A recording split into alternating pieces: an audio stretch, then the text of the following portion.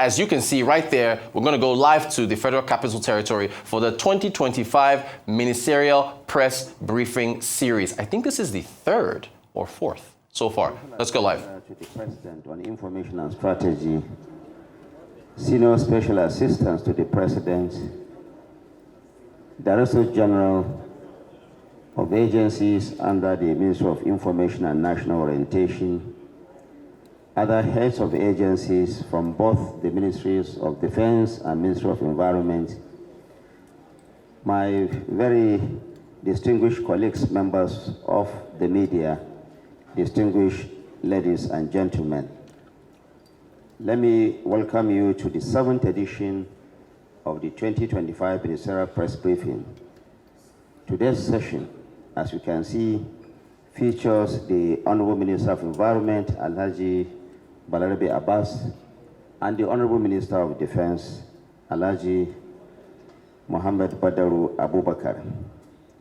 This forum presents a vital for both ministers to update Nigerians on key achievements, ongoing initiatives, and policy directions of their ministries.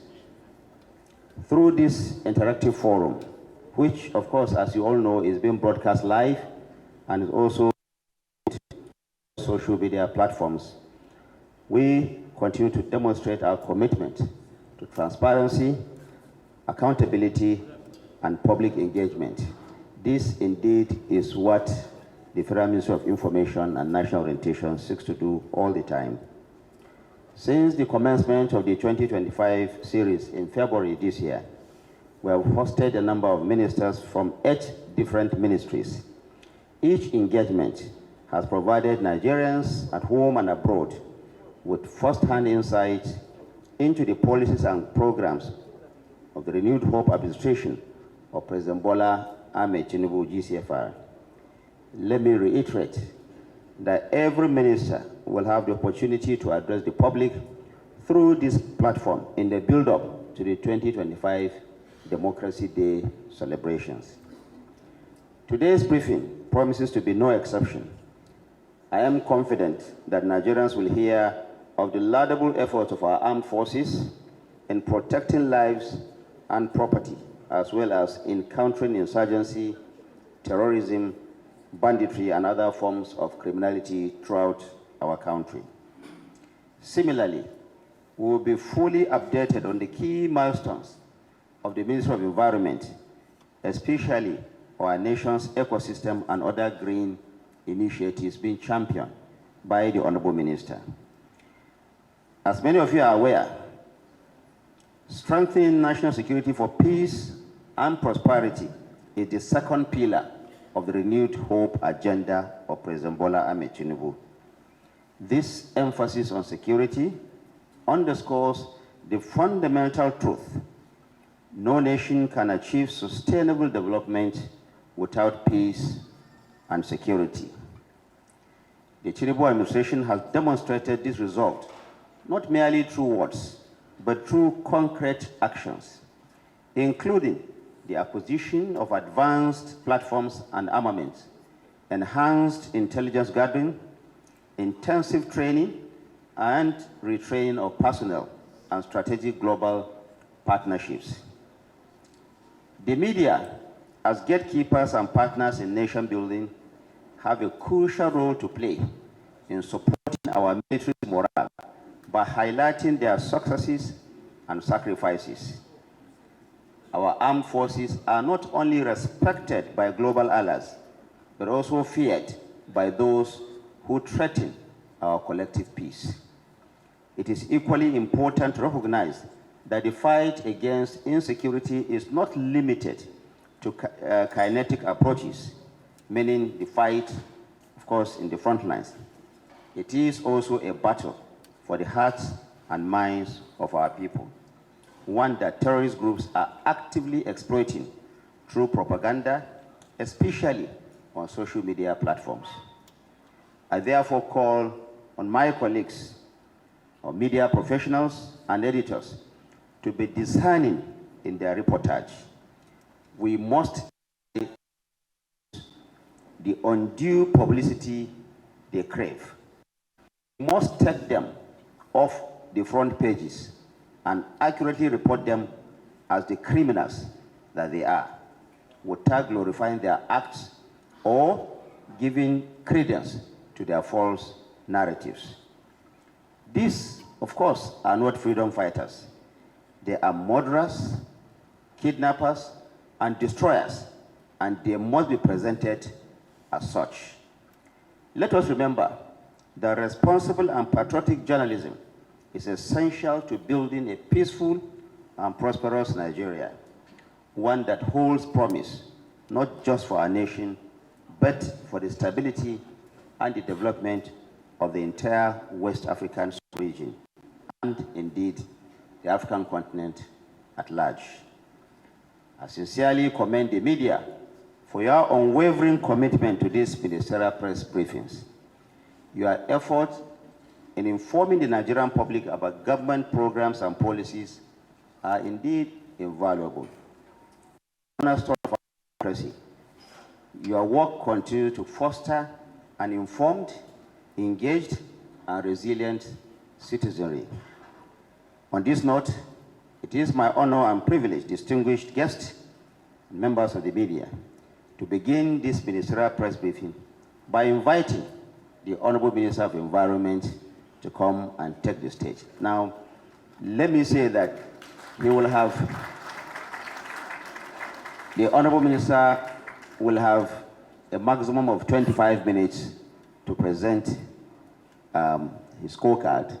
Thereafter, the Honorable Minister of Defense will come, and then, as is our tradition, you will have the opportunity to interrogate and make comments on what you have heard. Thank you very much. Honorable Minister. Thank you very much, the Honorable Minister of Information and National Orientation, our host for this occasion. I feel quite delighted and honored to be here to present the scorecard of the Ministry of Environment, which I believe is very important for us, because I always say that environment is the gateway to health. Once you can keep your environment clean, you don't run the risk of going to clinics for treatment.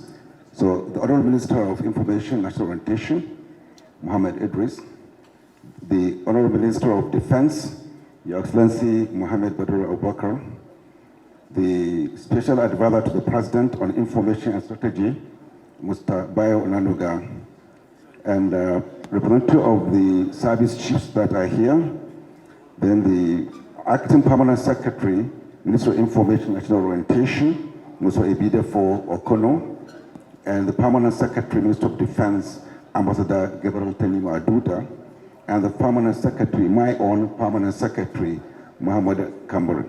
Then Senior Assistant to the President, Federal Directors that are present here, Head of Agencies, Senior Military Officers that are here, Director of Hospitals, and other senior government officials that are here, and members of the press here because of you. So members of the press and other distinguished guests that are here.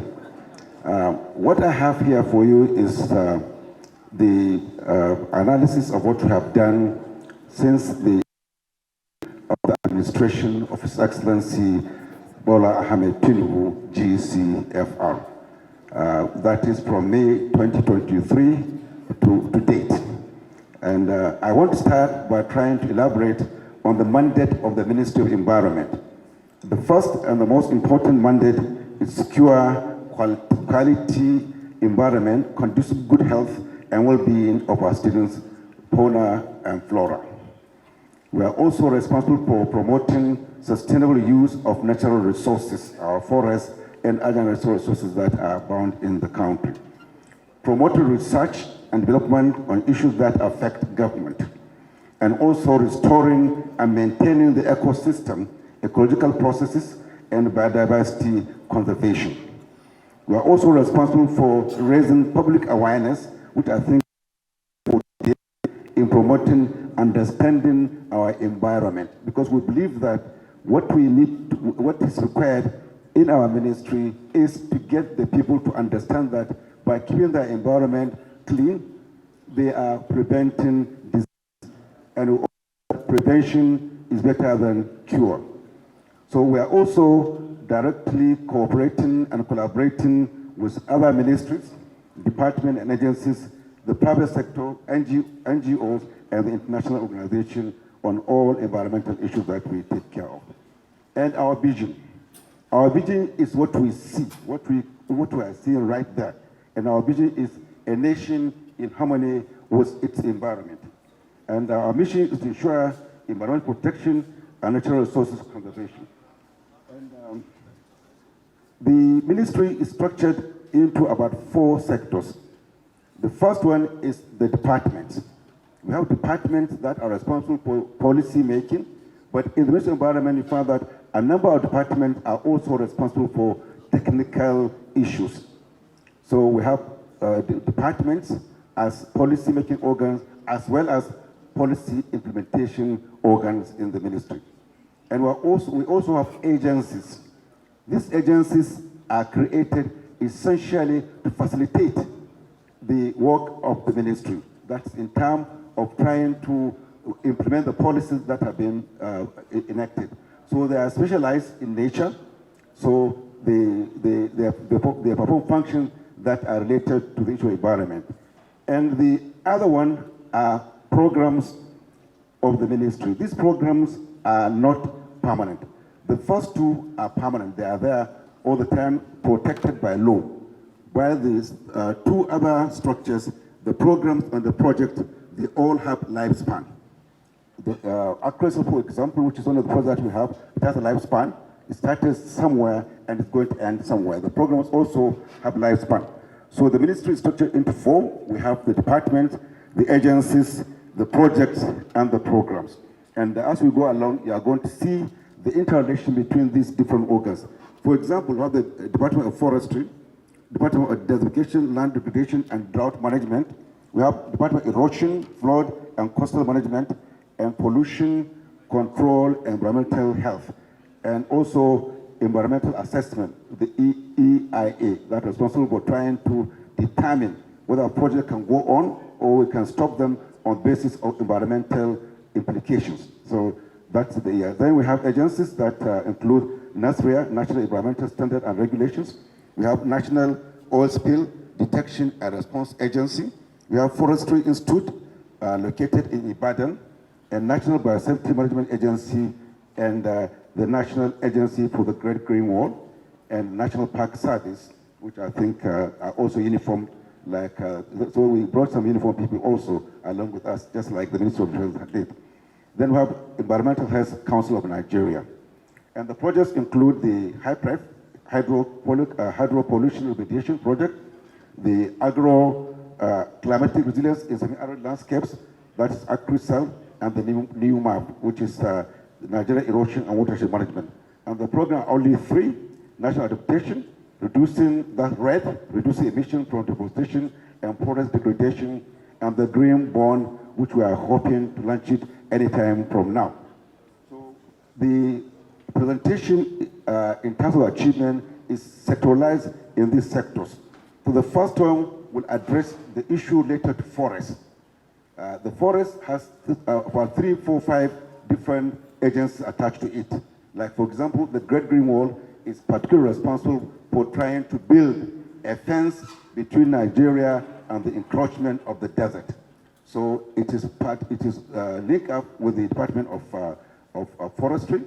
Also, ACRISAL has bearing also with the Department of Forestry, which is in Ibadan, have relation with the Department of Forestry. And also, we have the other one that has direct relation with the forestry is the one that has to do with biosafety, which is also directly related to. So in trying to address the achievement that has been done under this sector, that is forestry and afforestation, we all know that Nigeria is facing a critical situation as far as our forest is concerned, because Nigeria is regarded as one of the countries that has the least forest cover in the world, because our forest cover is far below the minimum, which is 25%. Our own is far below 10%. So under this administration, we have gone ahead to see how far we can regrow this forest, how far can we move into addressing the issue in our forest. So the first thing that we did is try to plant trees, encourage people and youth and women to plant trees. That's why you found that the Great Green Wall has two components. It has the youth component, it has the women component. And in the process, more than 4 million trees in collaboration with Great Green Wall have been planted across the northern part of this country. These 4 million trees are scattered around the Great Green Wall area and as well as other areas that are bedeviled by this issue of afforestation. So we are planting trees and trying to plant trees through various means. So as our target is to plant not less than 1 billion trees within the next 1 year or 2 years. Because if Ethiopia can do that, if Ethiopia can plant over 1 billion trees according to our records in 1 year, I think Nigeria can do better. So our target is to plant at least 1 billion trees within the next 1 year. And in so doing, we are having collaboration with the military. For example, the NDA, I think last year, we are involved in trying to support their own attempt to plant trees, which I think we are there, and we saw what they are doing, and we assist them in trying to give them seedlings for that, and Biden is trying to do that. So 4 billion trees, and our target is to get to 5 billion. So for the meantime, research and prosecution, we have been able to plant 4 million trees within the last 6 months. And we also have a massive afforestation program that is taking place in Kevi, in Nasarawa, and in Kogi State. And this, we are targeting to plant more than 10 to 20 million trees around that area, because we believe that that area is very conducive for tree planting because of their climatic nature. So we are looking at that as an attempt to see that we can regrow trees there. And also linked to that, because the biggest problem with trees is the fact that people use these trees for cooking. So in order to avoid felling the trees for cooking, there are so many programs we are bringing within the afforestation efforts to see that we give people alternative to trees. And the best alternative we have to trees is bamboo. Bamboo is a grass, but it grows to be a tree. Whatever a tree can do, bamboo can do it. So since we came in, we found that we have been doing that, trying to do a pilot in Kogi State by trying to plant bamboo and trying to create a bamboo factory that will process the bamboo plant that we're trying to do that. So, and with success of that, we have already finished feasibility studies to do the same thing in Ogun State, in Cross Rivers, Kaduna State, Edo, Benue, Ekiti, and Taraba State. These are states that bamboo can grow very well. And I'm sure you know that one of the players, Nigerian players, is using a bamboo boot to play with. So you can do almost everything with bamboo. Everything with bamboo, you can do it, and it can replace trees in our cooking efforts.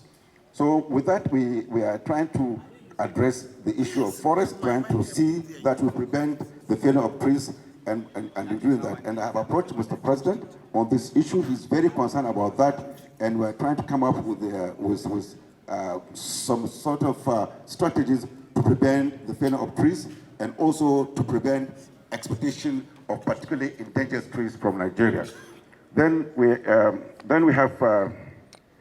have also seen that one of the big issues in relation to the issue of forest is the fact that a number of people fell trees to cultivate for farms. So there is this, because farming, agriculture is one of the biggest area of afforestation. So in trying to do that, there's no way we can stop agriculture. The best we can do is to encourage what we refer to agroforestry, trying to combine agriculture and forestry in what we do. So there is this agroforestry effort that we are doing, working with the Ministry of Agriculture to see that instead of felling trees, you can find ways and means of combining trees as well as crops in your farm. So that failing trees you can farm and at the same time maintain the trees in that farm, and we are doing that. And also under this department, we've been able to sign an agreement with Cameroon, that was on the 19th of April 2020, in trying to, one, prevent the afforestation of our forests, at the same time to prevent cross-border banditry, that's between Cameroon and Nigeria. That agreement was there for over 10 years. It was being pushed from one table to another, and we had to push it very quickly, and that agreement has been signed between Nigeria and Cameroon, and it's going to particularly protect the Cross Rivers National Park, as well as the Korofo National Park in Cameroon. And while we were doing that, we found that one of the ministers of environment, Sudan, came to us, and came during the signing of the agreement to show appreciation for what we have done under this administration. Because the report has been there, we've been pushing it, but it's only on that date, 19th April, that it was actually signed and commissioned, and we have started cooperating with them in trying to prevent cross-border and trying to prevent forest deforestation. And also, what we find out is that environmental issues are not given the kind of attention they require in the legal system of Nigeria. Environmental crimes are not seen as serious as other crimes in our society. So when I came in, I found that there are so many cases. We had the case of the killing of 2 adult elephants in Borno State, which we have been pursuing up to this moment. These elephants are endangered. They're the only surviving West African species that are alive. So we have tried to see what we can do about it, but because the laws are not, so we are collaborating with the Ministry of Justice to see how we can sharpen our legal system to address environmental crimes and make them as severe as other crimes. So under the Great Green Wall, we found that so many things are happening there. But the most important one that I'm going to speak out is that they are involved in doing a lot of things that has to do with trying to combine afforestation and also trying to improve the economy of Nigeria. And like I said, the Great Green Wall involved about 11 states. And the states Adamawa, Bauchi, Borno, Gombe, Jigawa, Kano, Katsina, Kebbi, Sokoto, Yobe, and Zamfara.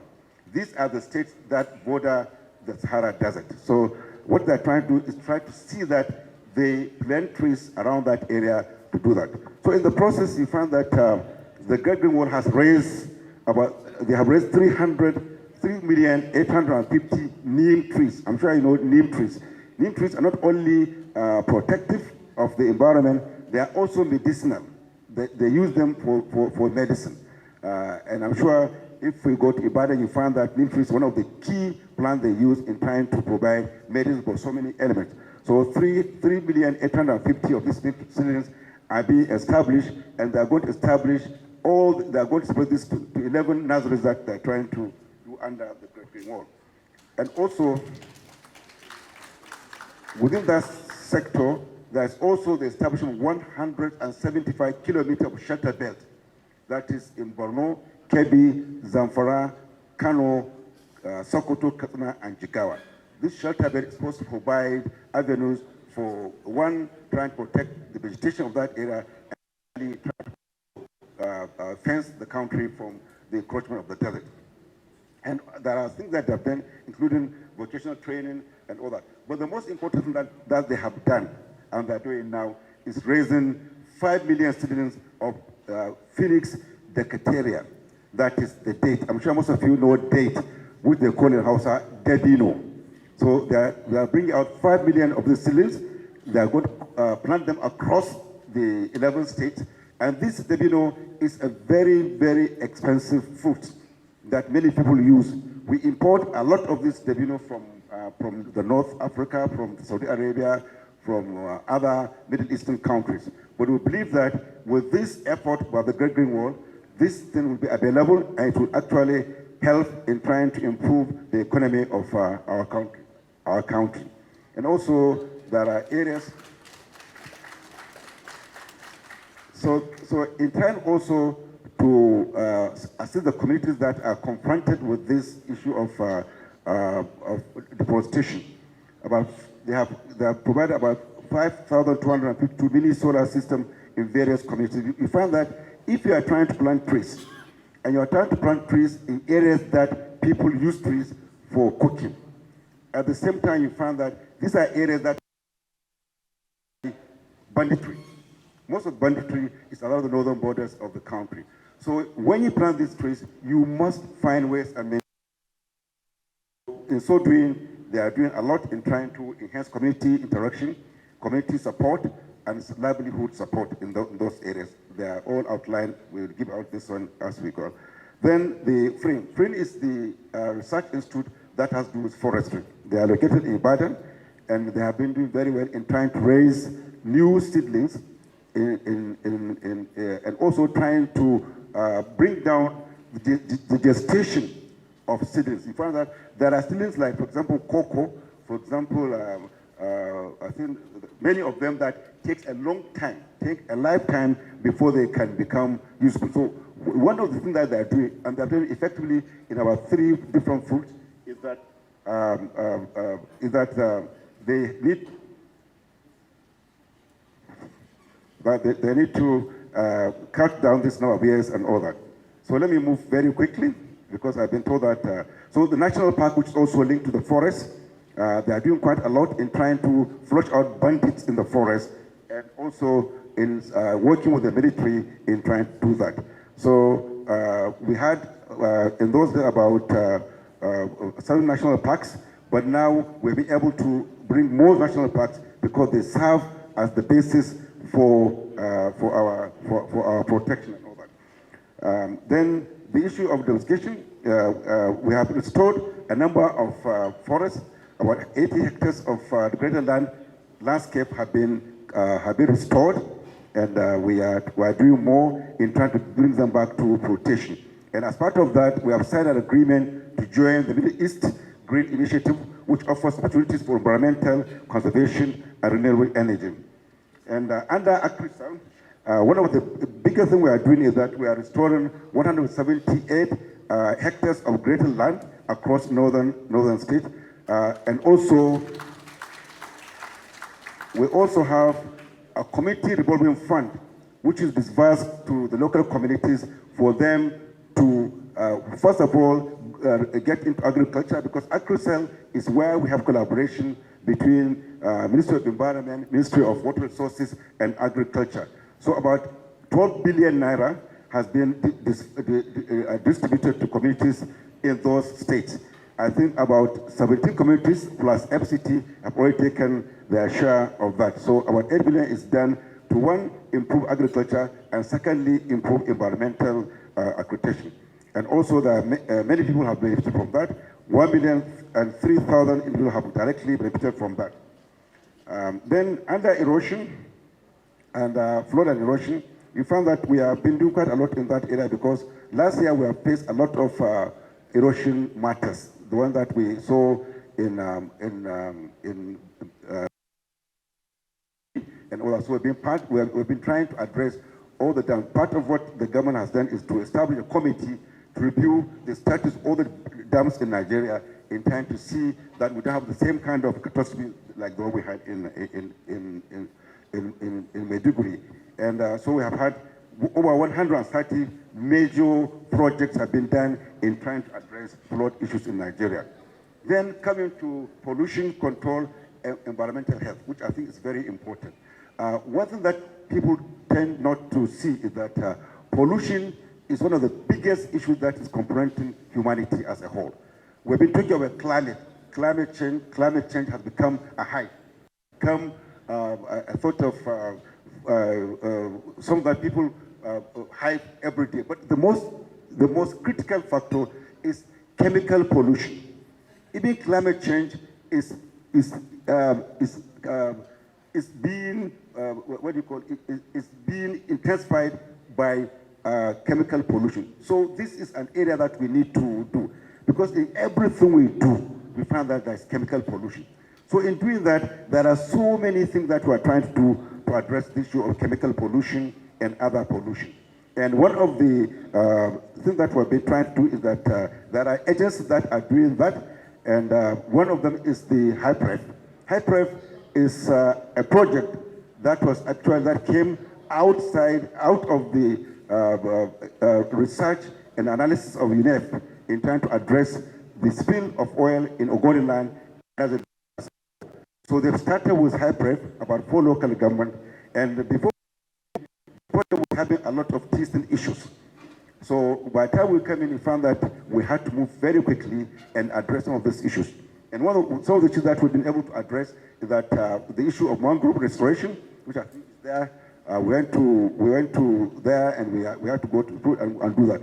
So with that, we are doing one of the biggest, 10 biggest mangrove restoration in the whole world, because we are looking at replanting about 4 million mangrove trees in 4 local governments.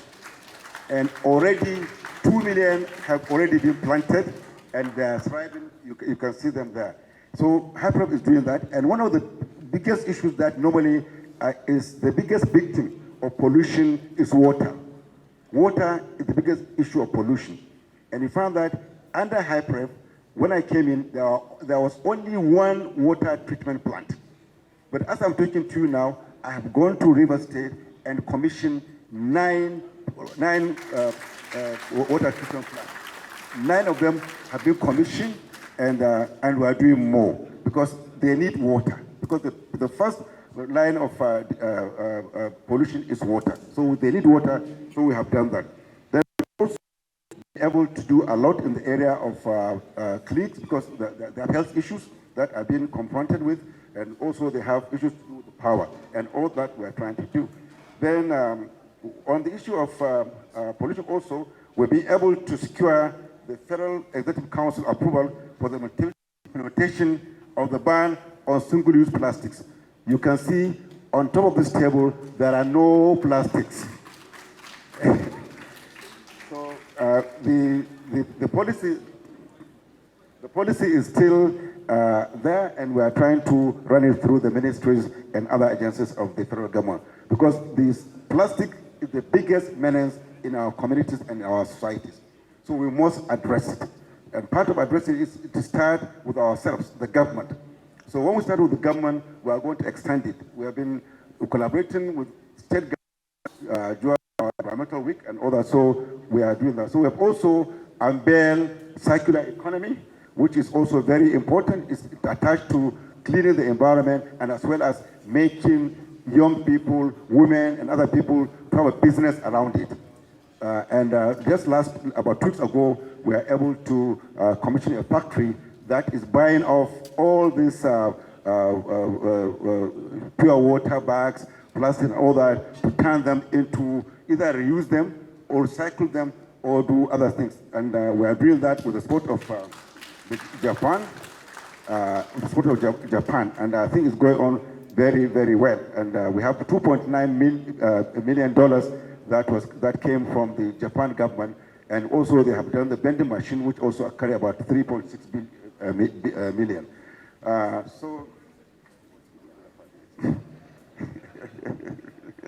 So there's so many areas of remediation that has been done by HyPref, which I think I cannot go through because of the time limit that the Honorable Minister gave me.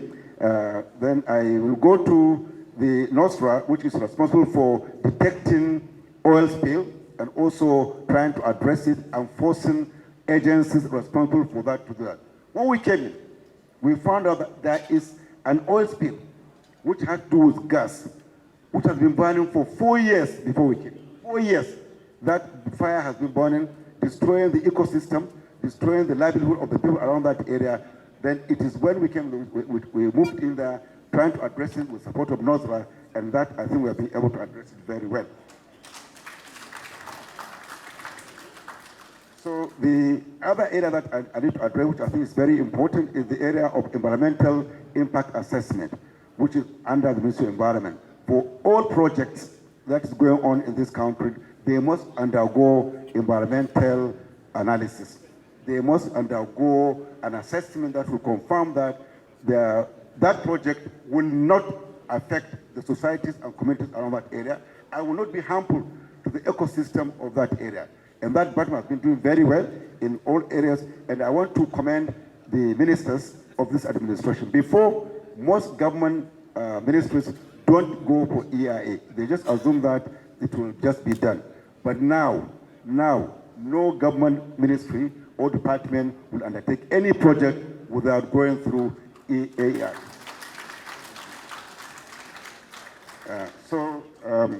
Then the other one is the National Standard and Regulation Agency, which I think has come out with so many policies in trying to address our environmental issues. Because I always call them the policeman of the environment. That's Nasria. They are responsible for trying to make sure that we do things the right way. And they have been doing that. So they are in fact responsible for trying to operationalize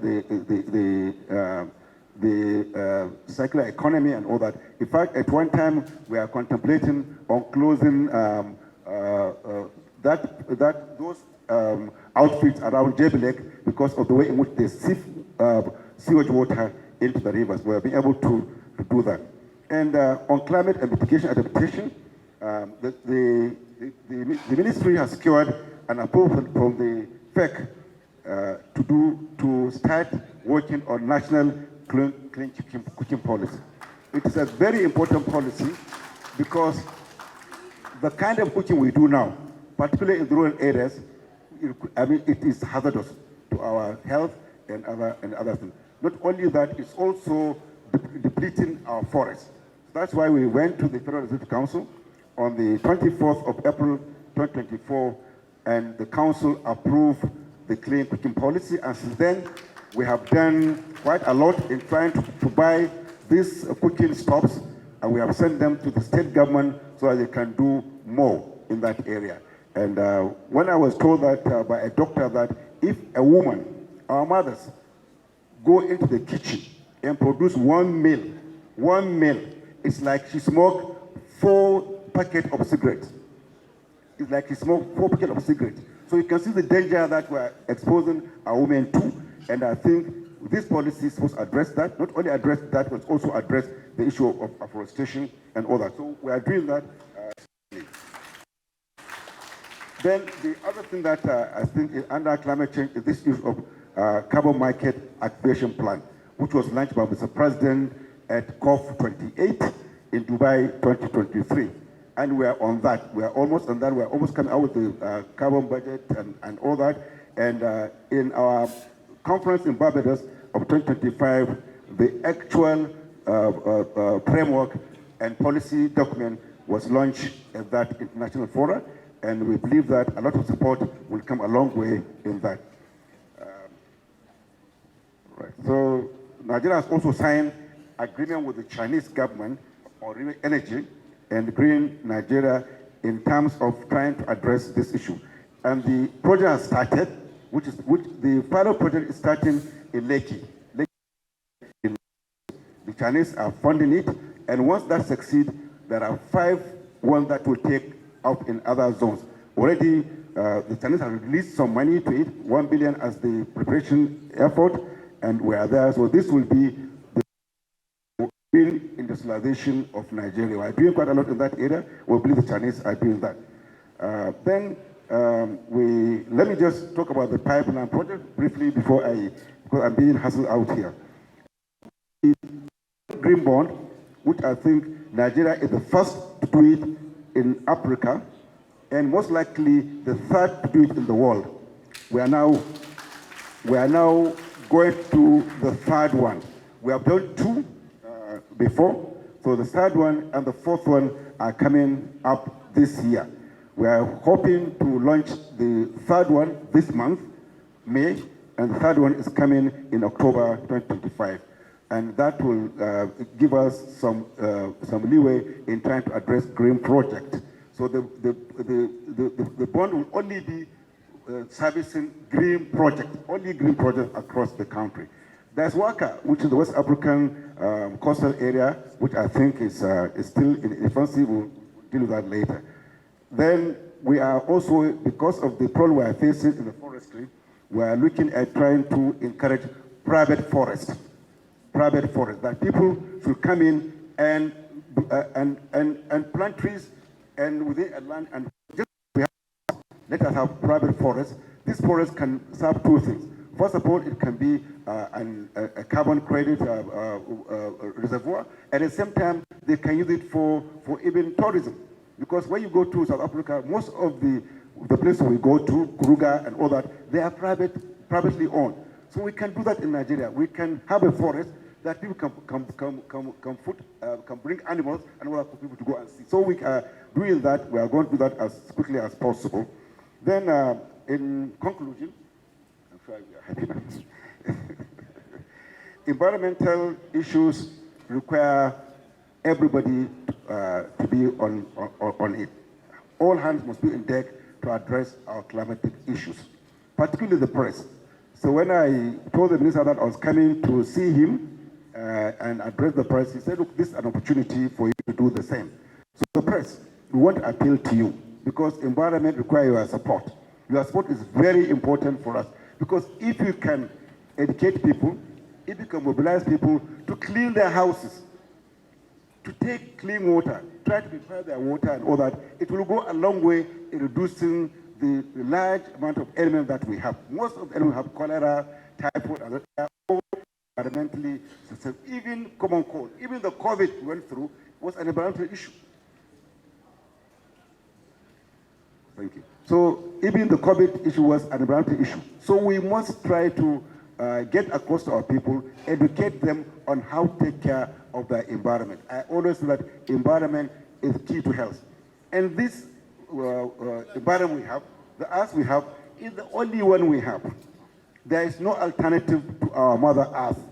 You know, since I was young, I'm a little age now, since I'm young, we have been trying to look for alternatives. People have gone to the moon, they are going to Mars, they are going to all these planets. What are they doing? Looking for alternatives. Up to now, there is no alternative. So we must keep this earth clean and make it a better place for us and for our future generations. So in conclusion, I want to express my profound gratitude to His Excellency Bola Ahmed Tinubu, the President of Nigeria, for his unwavering commitment to environmental sustainability and his steadfast support for programs, initiatives of the Federal Ministry of Environment.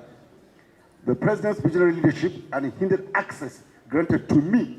I've seen the President many times. So when people are saying that you can't see the President, I just look the other way around. I see him, I've seen him several times. Whenever I have an environmental issue, when I found out that this fire has been burning for 4 years, the President, I was there, he saw me, and he gave approval for what to do. So I've been getting access, free access to the President because of his commitment to our environment. So I want to sincerely appreciate Mr. President for this. And I want to urge the press and all those that are there to support the environment. Thank you very much. Thank you very much, the Honourable Minister.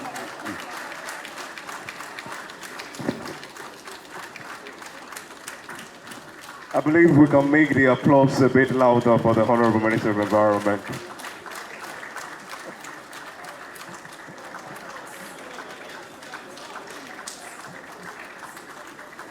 Thank you very much. You may be seated. It's very hard to stop a man who is very passionate about the job he does. Please, a round of applause once again for the Honourable Minister of Environment. Thank you.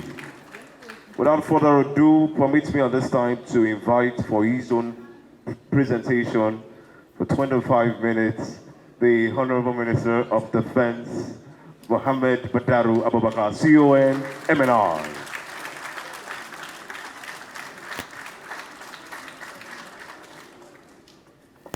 Your Excellencies, distinguished ladies and gentlemen, comrades and friends, it is my pleasure to address you on the achievements of my ministry, of the Ministry of Defense under my watch. Over the past 2 years, our ministry has made significant strides in enhancing national security, modernizing our defense capabilities, and promoting regional and international cooperation. Today, we will highlight some of the key accomplishments and milestones that demonstrate our commitment to safeguarding our nation and its people. As Africa's most populous nation, Nigeria's stability is pivotal for West Africa and the continent at large. Globally, the proliferation of transnational threats such as terrorism, cybercrime, and organized crime has necessitated enhanced international cooperation. Nigeria's security challenges remain deeply connected to global and regional developments across Africa. We have seen the rise in transnational terrorism, cyber threats, and armed insurgencies, fueled by weak borders, poverty, and climate-related displacement. The Sahel region, in particular, has become a hotspot for jihadist activities, with groups exploiting local grievances and state weaknesses. The instability in the Sahel has direct implications for Nigeria, especially in its northern region. The Sahel, stretching across Africa south of Sahara, faces escalating violence from armed Islamic groups.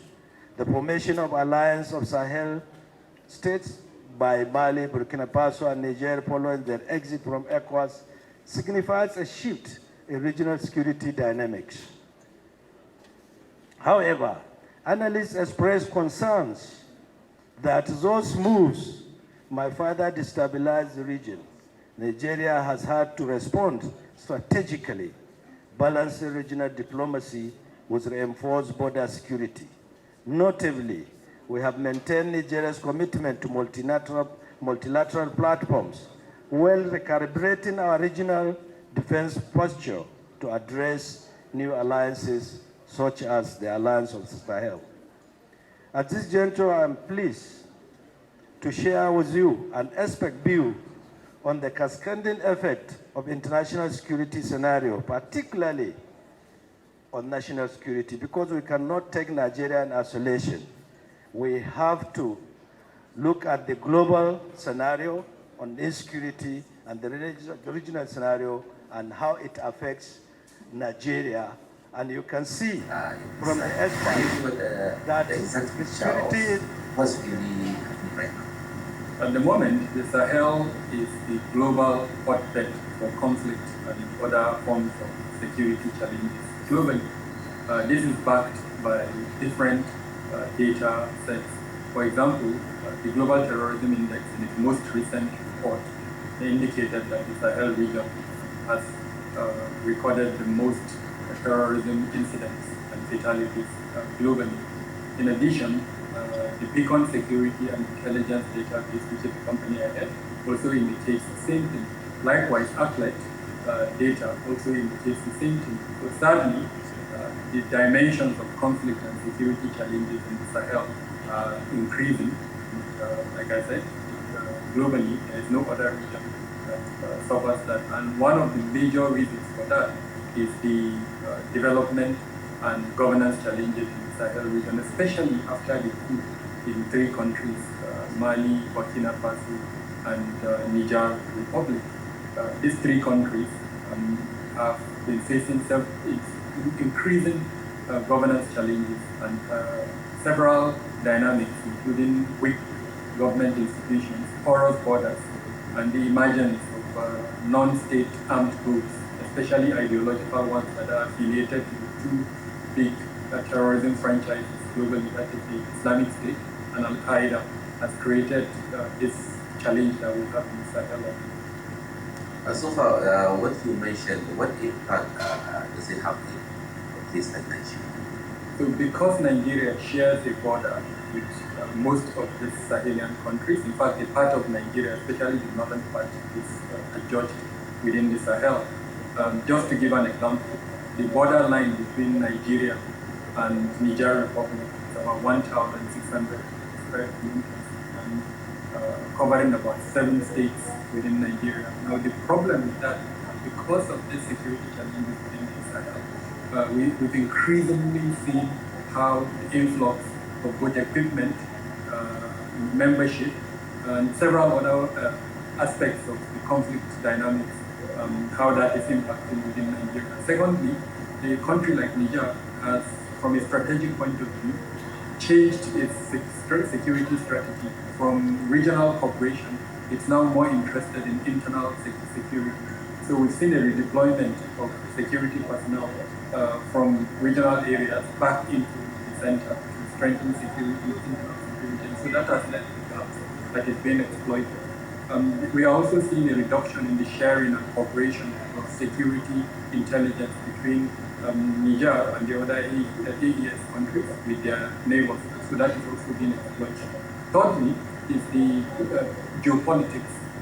Niger and the other AES states ended their cooperation, defense and security cooperation with countries like France, the US, and have moved towards Russia and some other global players. Unfortunately, these other global players have not filled the vacuum that has been created by this shift. And so this again is also supporting and helping the non-state armed groups, including the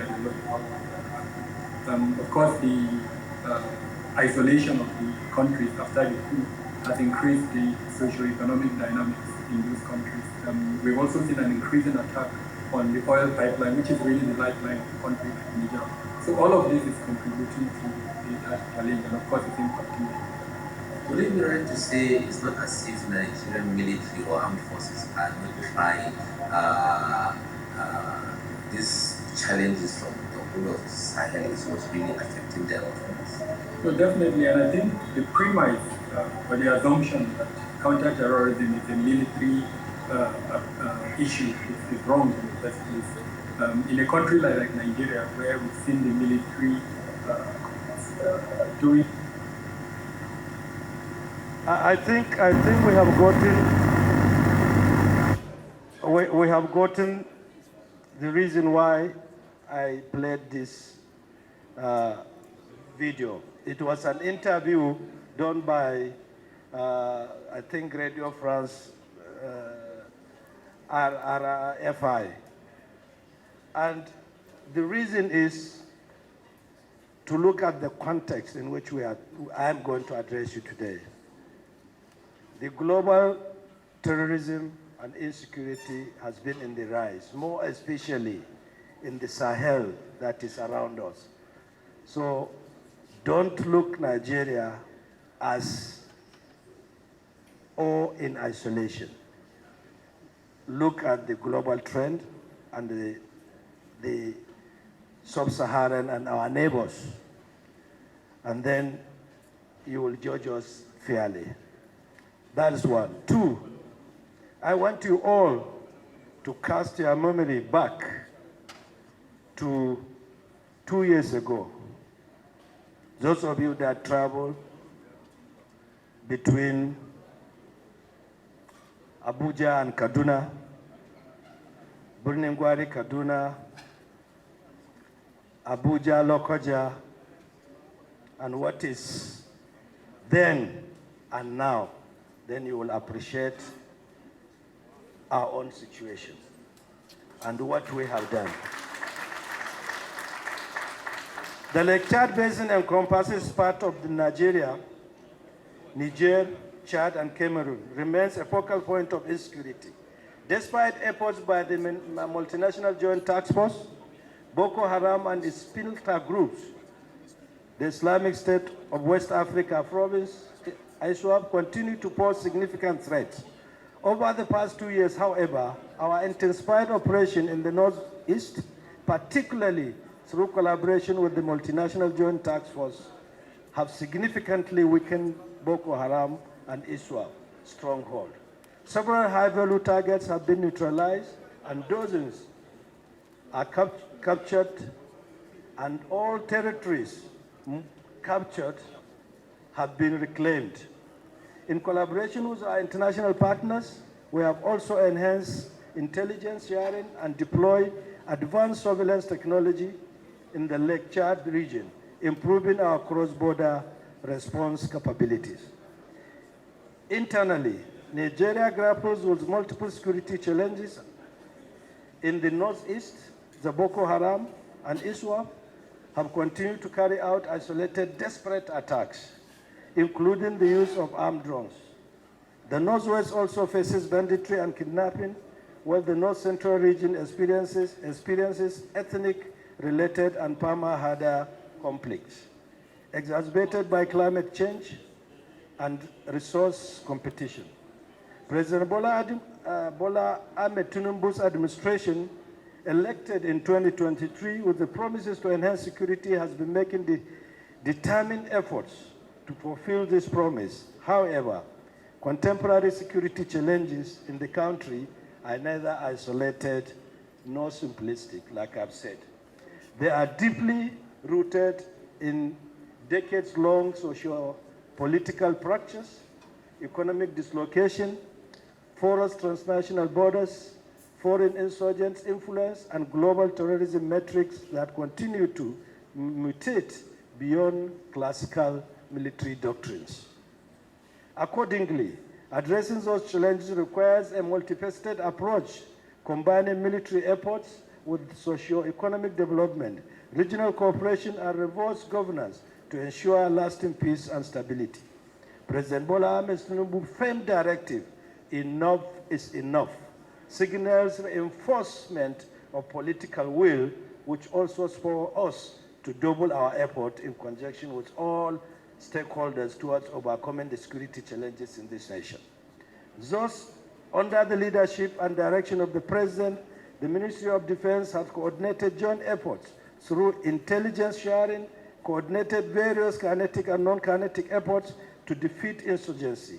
In pursuance of the administrative deliverable, the ministry has achieved many feats which show a leap in the right direction. Nonetheless, history shows that defeating asymmetric threats requires not just bullets and bombs, but winning hearts and minds, stabilizing local economies, de-radicalizing in ideologies, and rebuilding governance structure, all of which can best be achieved through whole of nation or whole of society approach. Accordingly, this brief seeks to present the achievements of our ministry towards attaining its ascribed deliverables under the leadership of President Bola Ahmed Tinubu.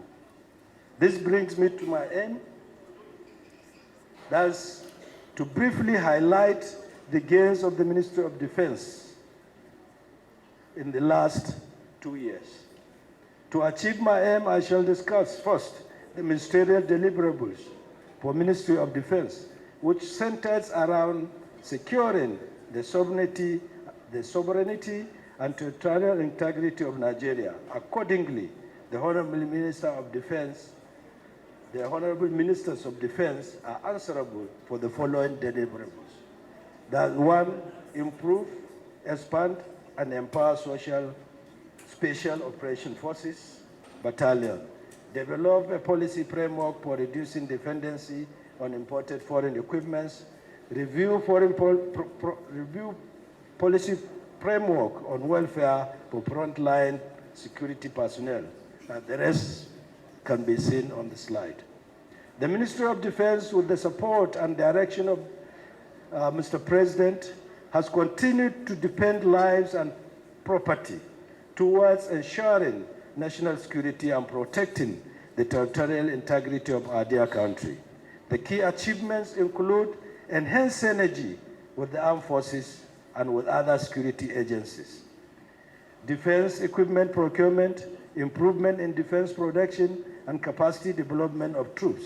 Others are troops welfare, increasing partnership with foreign nations and organizations, and sustaining stakeholders' engagement sessions. Let me now consider enhanced synergy.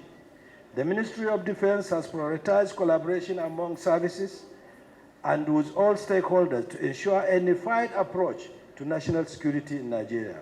The ministry has also been championing initiatives and efforts to ensure the armed forces operate jointly and efficiently with all relevant stakeholders towards achieving operational objectives. As a key part of this is the establishment of joint doctrine and warfare center by the Armed Forces of Nigeria. This underpins synergy across all services by promoting joint doctrines and concepts which guide the conduct of operations. This enhanced synergy has led to successes attained by our gallant troops in conjunction with other agencies. Remarkably, the period under review has seen the killing and capture of numerous terrorists and bandit kingpin, the rescue of several hostages, and the recovery of large catch of arms and ammunition. Troop has also restored peace to hundreds of communities, and thousands of our people have returned to their ancestral homes. For instance, from May 2023 to February 2025, our troops have neutralized 13,543 terrorists. All right, you're watching live in Abuja 2025 Ministerial Press Briefing Series. We've been hearing talks about issues regarding the nation.